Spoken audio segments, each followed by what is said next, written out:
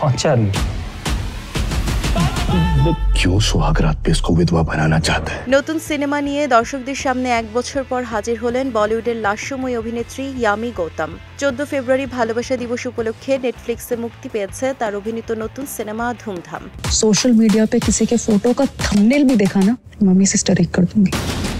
Action comedy ঘরানার সিনেমাটির গল্প তৈরি হয়েছে এক নব দম্পতিকে ঘিরে। ছবিটি বানিয়েছেন নির্মাতা ঋষভ শেঠ।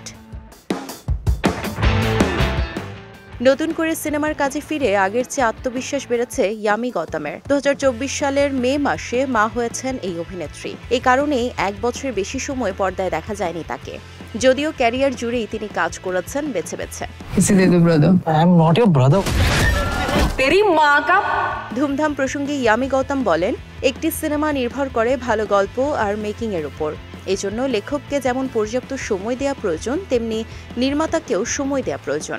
আর অভিনয় শিল্পীদের উচিত পরিচালকের নির্দেশনা অনুযায়ী নিজের মেধার পুরোটা দিয়ে কাজ করা, তবেই একটা ভালো সিনেমা তৈরি সম্ভব হয়, যেমনটা হয়েছে ধুমধামের ক্ষেত্রে।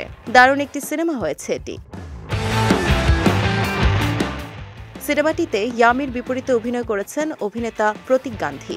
ছবিটিতে আরও অভিনয় করেছেন এজাজ খান, পবিত্র সরকার সহ অনেকে। দীর্ঘদিন পর পর্দায় ফিরে দারুণ উচ্ছ্বসিত অভিনেত্রী ইয়ামি গৌতম।